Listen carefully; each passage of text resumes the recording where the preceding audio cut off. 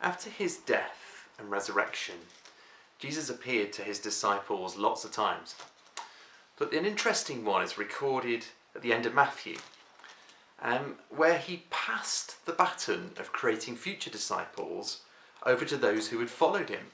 He charged the 11 faithful followers with something called the Great Commission. So Matthew 28, verses 18 to 20 says this: "Then Jesus said to them, 'All power in heaven and on earth is given to me. So go and make followers of all people in the world. Baptize them in the name of the Father and the Son and the Holy Spirit. Teach them to obey everything that I have told you. You can be sure that I will be with you always. I will continue with you until the very end of the world.'" Diana Ross wrote a song about a chain reaction, and Keanu Reeves and Morgan Freeman starred in a film of the same title in 1996. Both are about setting something in motion that gathers momentum and becomes unstoppable. One thing impacts another, which then impacts another, and so on. The thing is that the good news of Jesus is just too good to keep to ourselves. Put simply, the Great Commission is God's desire that everyone on the whole planet might have the chance to meet one of his committed disciples, who will in turn pass on the good news to them. The idea is that the Great Commission triggers a chain reaction. As disciples share their faith, as they obey Jesus' command, the good news is passed on. In essence, in that moment at the end of Matthew, I think Jesus was basically instigating the church. Think about it. At its core, what does the church really exist for, other than to encourage disciples, to make disciples, to make disciples? There's a lot of other good things that comes out of the church, and we can be certain that all of that was part of God's plan right from the very beginning. But without that chain reaction of passing on the gospel, the church would soon die out. It's not going to be around for much longer to keep doing coffee mornings and pastoral support if we don't keep passing on the good news of Jesus. Now, my chain reaction is not a perfect illustration, as it will come to an end eventually.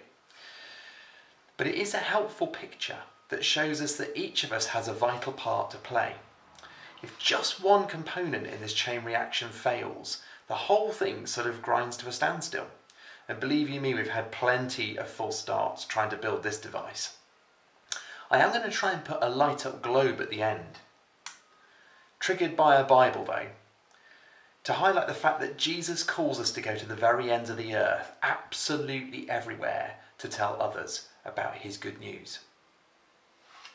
We may all look different, we may all act different, but at the heart of it all, we're put in a specific place at a specific point in time to point others to Jesus.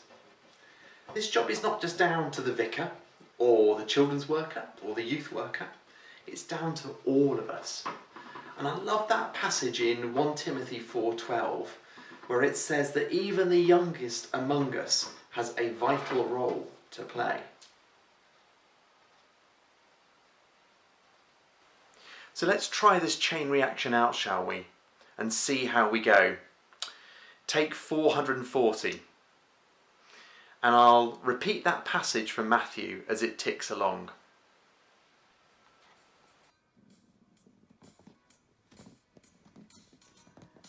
Then Jesus came to them, and he said, "All power in heaven and on earth is given to me.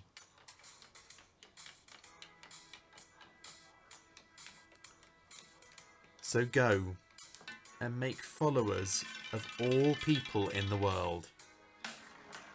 Yes. Baptize them in the name of the Father and the Son and the Holy Spirit. Teach them to obey everything that I have told you.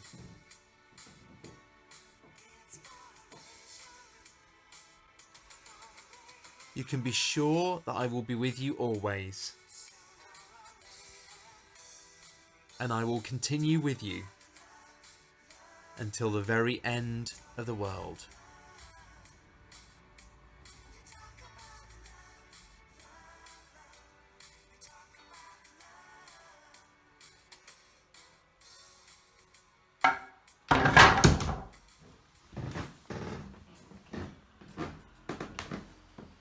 I've been reading a book about Hudson Taylor, and he once wrote that the Great Commission is not an option to be considered, it's a command to be obeyed. When you think about those original disciples, they did a pretty stunning job, didn't they? A handful of believers transformed into a global church today of over 2.4 billion.